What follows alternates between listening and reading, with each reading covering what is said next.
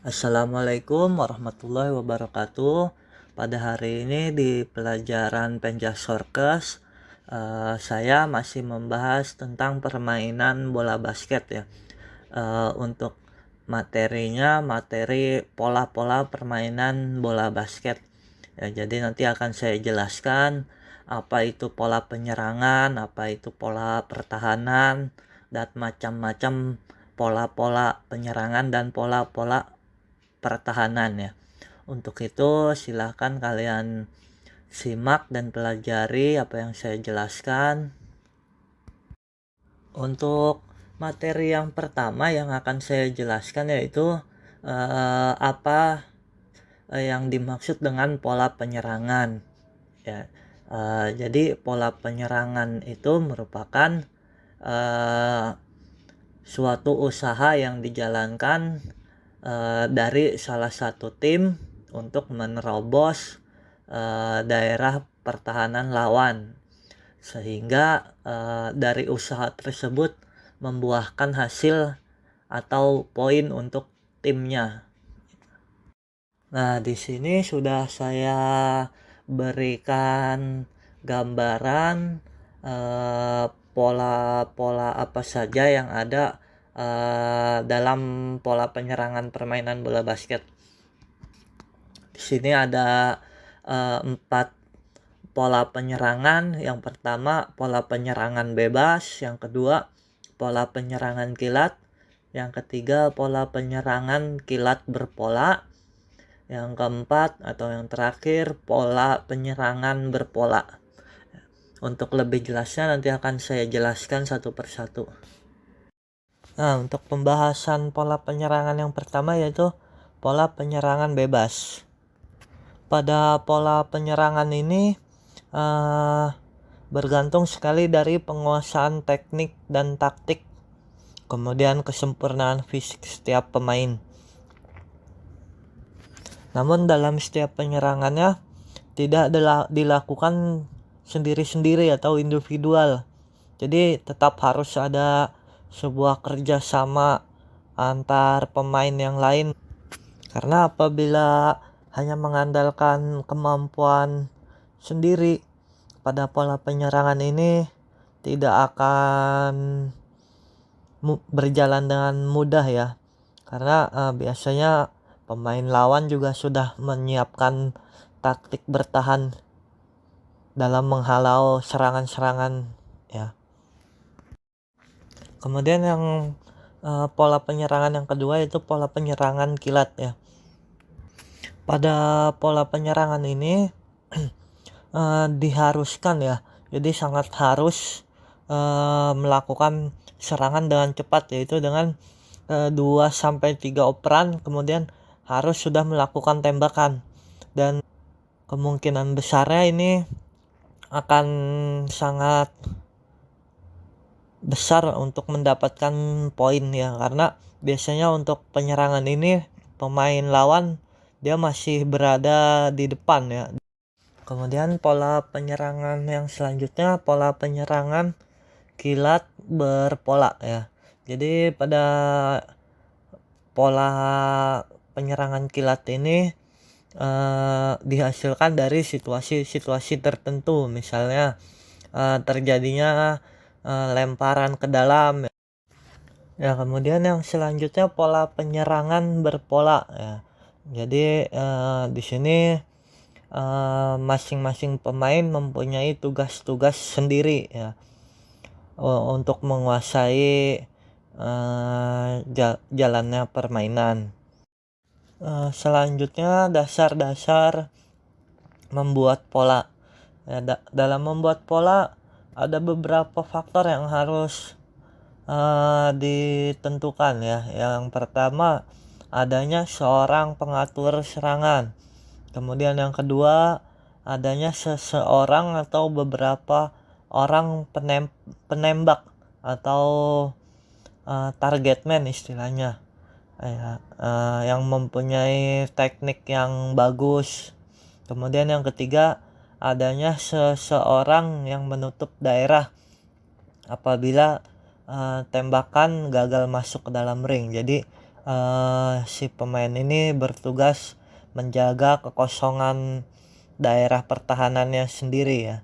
Karena apabila nanti kalau tidak ada yang menjaga, otomatis musuh dapat dengan mudah melakukan serangan balik dan mendapatkan poin. Selanjutnya di sini ada jenis-jenis pola penyerangan. Yang pertama pola 1-3-1 atau pola diamond. Kemudian yang kedua pola 1-2-1, bisa disebut pola outman. Kemudian yang ketiga pola penyerangan 2-3 atau pola reverse. Untuk lebih jelasnya ke slide selanjutnya. Selanjutnya pola yang pertama akan kita bahas yaitu pola 1-3-1 atau diamond. Pada penggunaan pola ini dia sangat baik untuk melakukan penyerangan, terutama dia sangat unggul dalam menyerang musuh yang menggunakan sistem pertahanan 1 lawan 1. Dan juga kenapa pola ini disebut pola diamond, karena dia seperti bentuk diamond. Kemudian pola yang kedua adalah pola 1-2-1 atau outman. Pada penggunaan pola ini digunakan ketika dalam tim tersebut tidak mempunyai pemain jangkung atau pemain yang tinggi. Kemudian pola penyerangan yang ketiga ini pola 2-3 atau reverse. Pada penggunaan pola ini diperlukan kemahiran memotong dan membayang-bayangi pemain lawan, dan sangat dibutuhkan kelincahan dalam melakukan pola penyerangan ini. Kemudian yang akan kita bahas yaitu tentang pola pertahanan atau defensif. Defensif sendiri dilakukan oleh tim yang bertahan dalam rangka menghalau atau membendung serangan lawan ya. Kemudian di slide selanjutnya ada cara-cara melakukan pertahanan untuk seorang pemain. Sebelumnya saya sudah menjelaskan tentang apa itu yang dimaksud dengan pola pertahanan. Nah, sekarang saya akan menjelaskan apa cara-cara melakukan pertahanan. Yang pertama itu sikap jaga ya. Sikap jaga ini terdiri dari beberapa gerakan ya. Yang pertama tekukan kedua lutut, posisi badan sedikit condong ke depan dengan posisi punggung lurus. Kemudian selalu awasi atau amati gerak lawan dan bola ya. Kemudian yang kedua berdirilah sedikit pada ujung kaki. Jadi kalian posisi jaganya agak atau badannya seperti orang yang jinjit ya. Kemudian yang ketiga tangan diangkat tujuannya untuk menghalangi operan dan pandangan tembakan dari lawan. Dan selanjutnya yang kedua dari cara melakukan pertahanan yaitu gerak kaki ya. Gerak kaki di sini yang pertama bergeraklah dengan cara pendekatan ya. Jadi pendekatan ini menggeser dan langkah mundur tanpa melakukan langkah silang. Jadi pada gerakan ini jangan sampai kalian mendekati musuh atau menghadang musuh atau lawan dengan melakukan langkah silang. Jangan sampai melakukan dengan langkah silang. Kemudian yang selanjutnya jaga jarak dengan lawan. Dan ambillah inisiatif jarak langkah atau lebih cepat selangkah dalam mengikuti yang si penggiring bola ya. Kemudian yang selanjutnya cegahlah lawan yang jelas-jelas akan melakukan tembakan ke arah ring. Yang terakhir dari gerak kaki ini yaitu jangan sekali-sekali melakukan loncatan terlebih dahulu sebelum pemain lawan meloncat untuk melakukan tembakan ke arah ring. Kenapa? Karena kalau kita melakukan loncatan duluan, pemain tersebut bisa saja tidak jadi untuk melakukan tembakan dan lebih memilih untuk menggocek atau mendahului kita ya yang sedang melakukan loncatan. Kemudian pola pertahanan daerah ya. Setiap pemain diberi tugas menjaga daerah tertentu. Pada pola pertahanan ini dia ada beberapa pola yang dipakai, yaitu 2-1-2, 2-3, 3-2, 1-2-2 dan 2-2-1. Setiap susunan pertahanan ini dia mempunyai keunggulan dan kekurangannya masing-masing ya. Kemudian nanti di slide selanjutnya ada keuntungan dan kelemahan dari pola pertahanan daerah.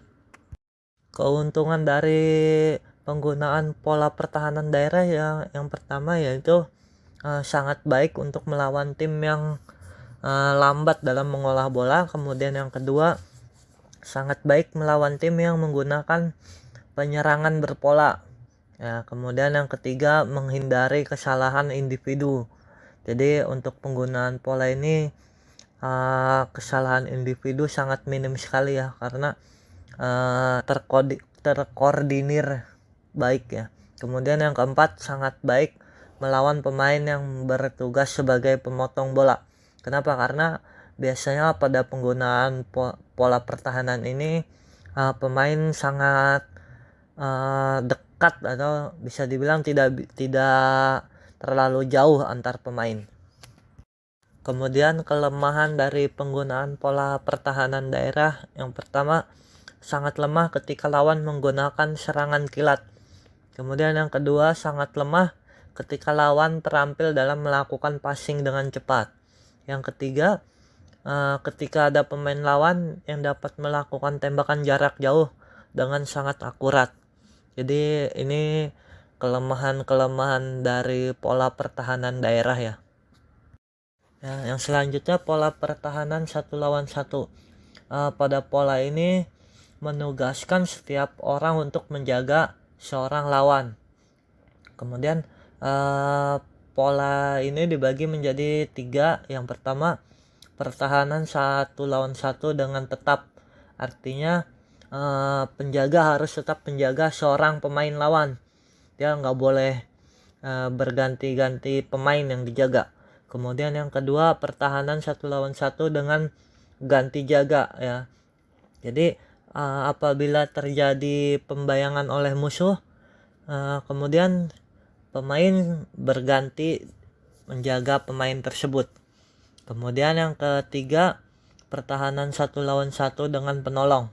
Artinya dalam penjagaan 1 lawan 1 terjadi kebobolan atau berhasil menerobos, kemudian pemain lain berusaha untuk menjaga pemain yang berhasil menerobos tersebut sampai pemain yang seharusnya menjaga dia kembali ke posisi siap.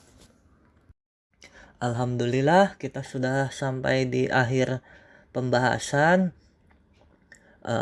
Di sini saya sudah membuat soal latihan untuk kalian.